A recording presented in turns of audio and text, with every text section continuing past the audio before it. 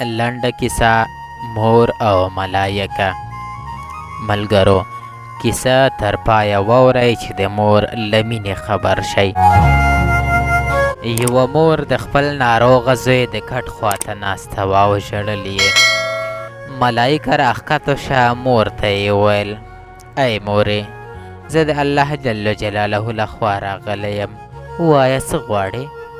مور ملایکې ته وویل: له الله جل جلاله څخه غواړم چې زما زوی ته شفا ورکړي. ملایکې ورته وویل: پښیمانه کېږي خو به نه. مور ځواب ورکړل: نه.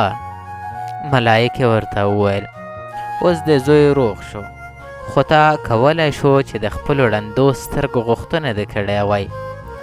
یوه ورځ زوی مور ته وویل: مورې، زما میرمن له تا سره یو ځای ژوند نشي کولی. غواړم تا ته یوه ځان ته کور پیدا کړم تر څو هلته جلا ژوند وکړې. مور له کور څخه بهر شوه، یوازې کېناسته او په ژړا بوخته شوه. ملایکه بیا راښکته شوه. مور ته یې وویل: ودې لیدل چې ستا زوی له تا سره څه وکړل؟ اوس پښیمانه شوې؟ غواړې ورته ښېرا وکړې؟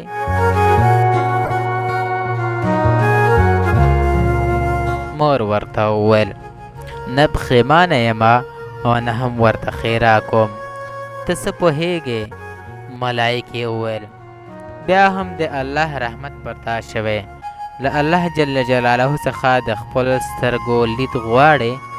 مور په ډاډ سره وویل: نه. ملایکې وویل: نو څه؟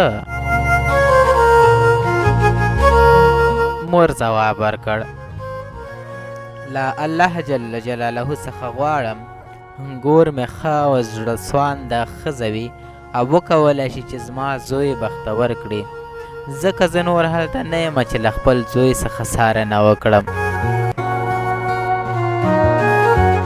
د ملایکو له سترګو څخه اوښکې روانې شوې او د اوښکو 2 څاڅکي د مور په سترګو کې ورتوی شول او سترګو یې دید پیدا کړ.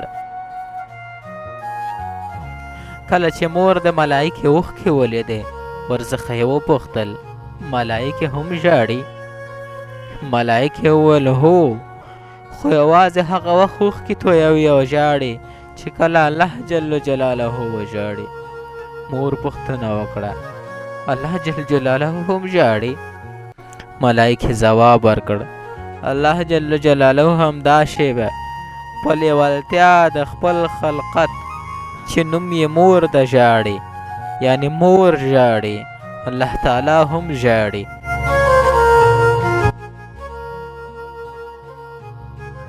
یوه غوښتنه: که کیسه مو پوره لوستلی وي نو لطفاً کمنټ کې ولیکئ جزاک الله خیرا. که مو مورجانه ژوندی وي نو لاسونه یې یو ځل ښکل مچ کړئ او ویډیو له نورو ملګرو سره شریک کړئ. صدق الله مولانا العظیم.